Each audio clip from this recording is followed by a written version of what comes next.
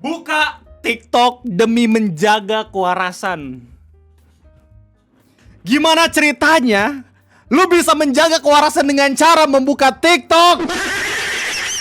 That is the funniest line I ever heard in 2025. Beda, selamat datang di Ngopi, ngobrolin bahasa Indonesia bersama gue, your favorite uncle Om Ray. Dan di video Ngopi kesempatan kali ini, izinkan gue untuk ngedebunk salah satu komentar yang bilang kalau misalnya katanya membuka TikTok itu bisa menjaga kewarasan. How?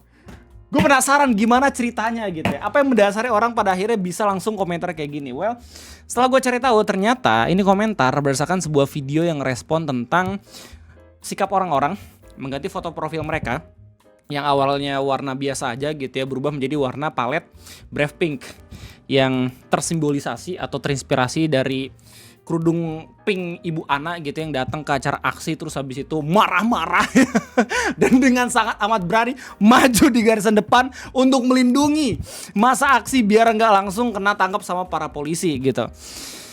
Intinya itu, orang-orang kenapa pada akhirnya nganggap kalau misalkan Bu Ana ini adalah tokoh yang mungkin bisa menjadi simbolisasi perlawanan di tanggal 25 sampai tanggal 28 karena basically gak banyak orang punya keberanian kayak dia.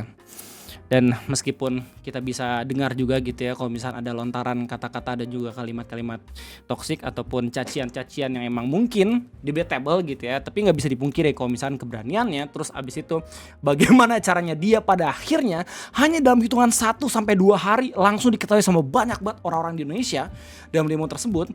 Itu ngebuat beberapa pihak-pihak di internet gitu ya menganggap kalau misalkan this shit is legit gitu. Kalau misalnya pada akhirnya dijadikan sebuah simbolisasi yang pada akhirnya nanti mungkin harapannya bisa didengar cepat sama para pembuat kebijakan ya.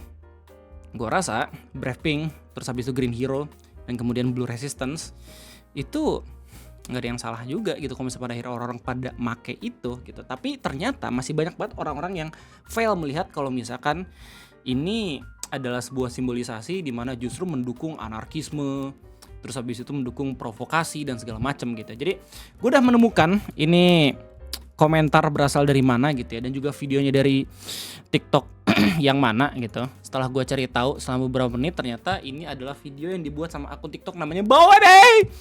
Oke, yang udah di like sama 38.000 orang, udah di komen sampai 1.200 orang, dan juga udah disimpan sama 1.400 orang. Di mana di video ini dengan lagu yes, ini lagunya lagu Fish. Lagunya India. Ya lagunya Bhaskara. Sorry kok India sih. Yang mana Bhaskaranya sendiri. Ya. Seingat gue dan juga setahu gue gitu ya, approve sama Brave Pink ini. Dalam video yang emang diiringi sama lagu Fish ini, akun Bawe bilang kayak, guys, we gak anti demo. Kayak we dukung 100%. Masyarakat menyampaikan inspirasi menurut Undang-Undang Nomor 9 Tahun 1958. Anjay, keren. Ingat undang-undang, gokil. Tapi poinnya di sini adalah kenapa ibu itu dijadikan panutan pemberani Brave Pink, sementara yang dia sampaikan adalah cacian makian ke presiden yang memicu reaksi emosional orang lain dan lebih mengarah ke provokator secara umum karena tambah bikin ricuh. Sebenarnya jawaban dari Mbak Bawebe gitu ya udah terjawab nih dari kalimat awal, karena pemberani gitu loh. Secara umum dia tidak mengerti inti dari demo ini sebenarnya. Yes, kalau misalnya lihat dari postingan-postingannya dan juga kabar-kabar dari kerabat-kerabat terdekatnya gitu ya, Bu Ana ini katanya emang sedikit luar biasa gitu, dimana emang banyak banget orang-orang yang pada akhirnya kalau misalkan menanggapi setiap omongan-omongan beliau gitu ya, entah itu di lapangan aksi atau entah itu di internet, ya cuma sebatas kalau misalkan oke, ini orang emosi, ini orang marah gitu sampai semuanya pun dikeluarkan gitu. Tapi apakah itu omongan akan mewakili semua orang-orang yang menggunakan Brave Pink? Ya enggak juga gitu ya enggak sih? Sama istilah kalau misalkan lu lagi mengidolakan salah satu tokoh politik, apakah selamanya lo akan idolakan meskipun lo pada akhirnya tuh merasa dirugikan gitu ya? Ya enggak juga.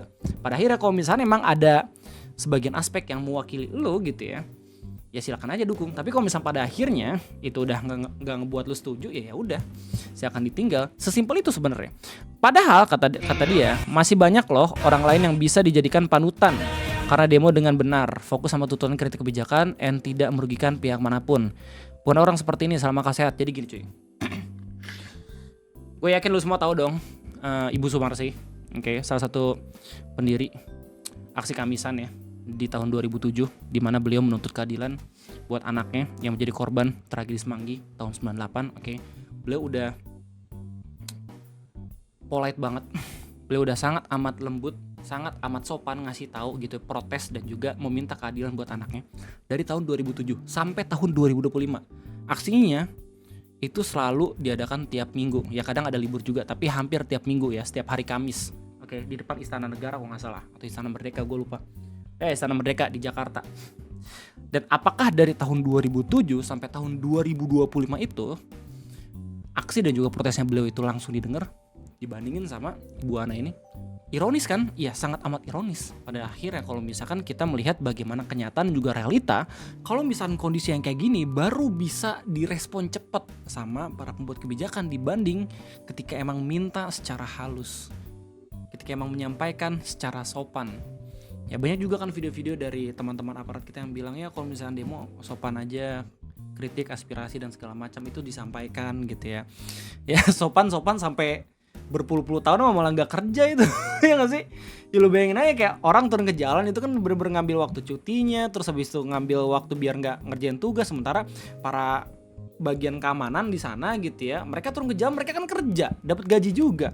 Sementara orang yang turun ke jalan, yang demo gitu, yang aksi, mereka basically meluangkan waktu kerjanya itu nggak bisa setiap hari gitu. Jadi emang nggak perlu sampai anarkis juga pada akhirnya untuk minta didengar. Orang-orang yang demo juga nggak akan ada yang mau kayak gitu. Cuman kan kenyataannya kalau misalnya kita lihat dari lapangan, dari realita gitu ya, bahkan sampai beberapa hari gitu, dari tanggal 25, 26, 27, 28 udah 4 hari bahkan lebih gitu ya.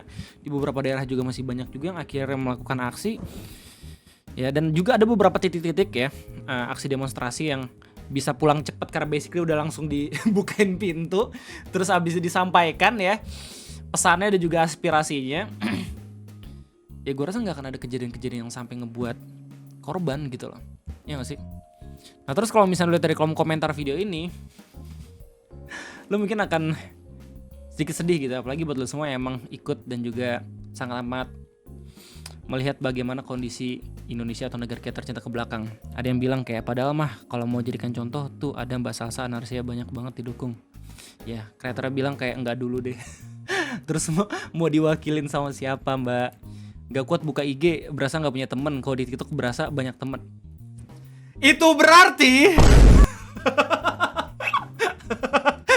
itu berarti memang teman-teman lu gitu loh yang sadar, yang waras gitu men. Bukan berniat tondif tapi kayak ngerasa bukan ke DPR lagi fokusnya. Jadi lebih ke tentang beda pilihan pas pemilu. Enggak. Kalau misalnya emang pengen tahu gitu ya, demo tanggal 25 itu emang sus. Tiba-tiba ada narasi bubarkan DPR. Kalau misalnya lihat dari videonya Om Ferry Irwandi di mana itu mendokumentasikan siapa aja akun-akun Twitter yang pada akhirnya menginisiasikan ya seolah-olah gitu ya orang demo gitu, bubarkan DPR yang segala macam, terus habis itu konsepnya tunjangan dan lain-lain. Bahkan orang-orang ya atau pihak-pihak yang biasanya menginformasikan tentang aksi demonstrasi damai kayak misalnya Budi, terus habis itu kayak bareng warga gitu ya, mereka bahkan bingung sendiri kayak loh ini siapa tiba-tiba gitu tanggal 25. Bahkan Om Ferry sendiri juga bilang kan kayak 25 ini anomali banget gitu loh.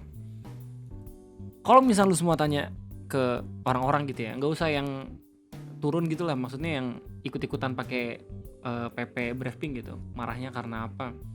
Alasannya banyak, nggak cuma karena DPR doang. Bahkan DPR tuh jangan dinaikin kan karena mungkin juga dapat usulan dari eksekutif, ya nggak sih? Kalau misalnya emang belajar sedikit ilmu tata negara gitu. Orang-orang tiba-tiba emosi karena emang pajak naik gitu, PBB ya di beberapa daerah-daerah, Cirebon, terus habis itu Pati dan segala macem.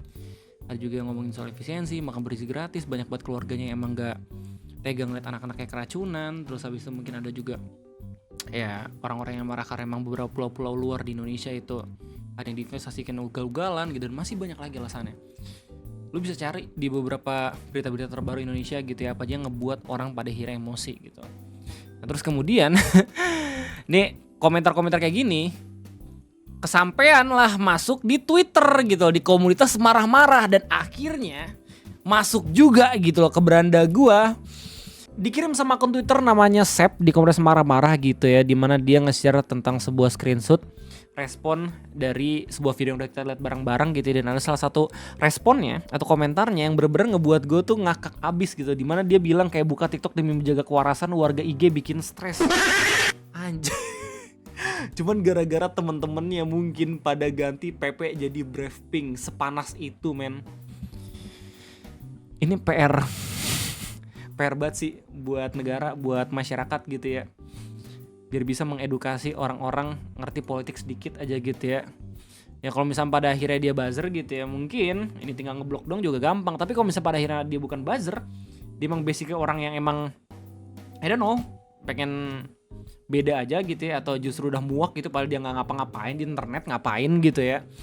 Ini PR banget anjir buat bikin orang-orang kayak gini ngerti.